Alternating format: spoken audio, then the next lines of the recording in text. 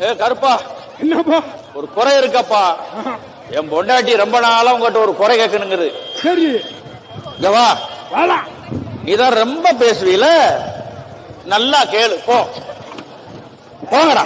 சாமி, சாமி, சாமி, என்னை தானா அடிச்சு கொலையா கொல்றேன் சாமி. நீங்க ஆயிரத்தை கேட்டு சொல்ல சாமி.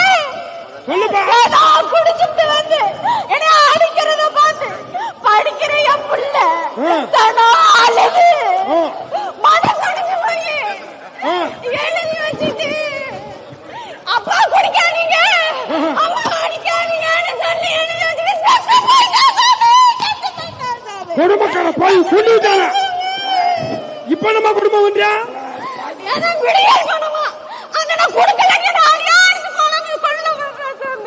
விடியல் பணத்தை கேக்குறானா? உனக்கு அது விடியல் காசு, எனக்கு அது குடியல் காசுடி.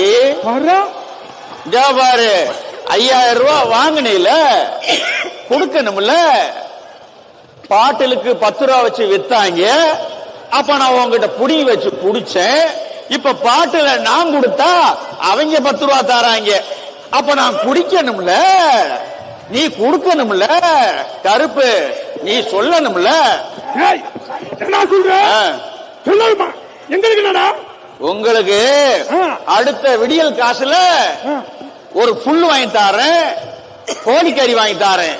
நல்ல முடிவா சொல்லு. ஏய், கருப்படிக்க லஞ்சமா பேச்சு பண்ணி வச்சு ஏண்டா? எந்த காசு என்னத்தை வாங்கி தரமுன்ற? சொல்லுமா. 50 வருஷமா நாங்க யாரா இருக்கோம்? எனக்கு தெரியுது. இங்க வர குடுக்கிற மாதிரி கொடுத்து 5000 ரூபாய அப்படியே கொண்டு போய் கரையில கொடுத்து குடிக்க விட்டு அப்படியே இப்படி விட்டுறாங்க.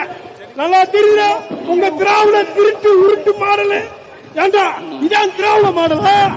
இங்க வரு, சொல்லுமா. நாமே நாங்க யாரா இருக்கோம்? ஓட்ட போட்டு எதையா வாங்கி நாசமா போயிட்டோம் சாமி. இனிமே எங்களை யாரும் ஏமாத்த முடியாது சாமி.